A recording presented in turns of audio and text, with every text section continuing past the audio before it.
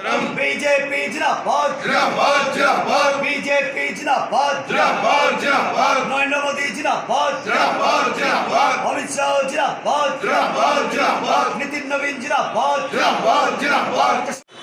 আজকে আমাদের এখানটায় এখন আমাদের কাছে 10-12 জন যোগদান করেছে বালুরঘাট শহর এবং ভাটপাড়া থেকে। আরও রাত্রিবেলা আরও টোটাল 50 জন যোগদান হওয়ার কথা আছে, আমরা পররাত্রিতে করব।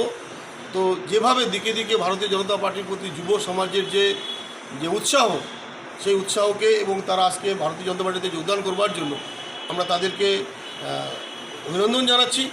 এই একটা সঠিক সময় যে আজকে পশ্চিমবাংলায় যে পরিবর্তন করা দরকার, নরেন্দ্র মোদীর যে উন্নয়ন, সুকান্ত মজুমদারের যে উন্নয়ন, সেই উন্নয়নে আর সামিল হবার জন্য তারা অংশগ্রহণ করেছে, তাদেরকে অনেক অনেক ধন্যবাদ।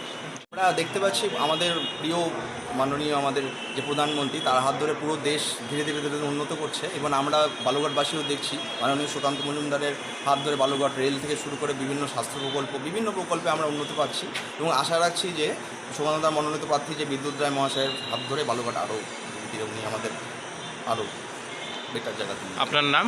আমার নাম রাহুল বসা। কোথায় বাড়ি? আমার 18 নম্বর ওয়ার্ড বালুরঘাটের।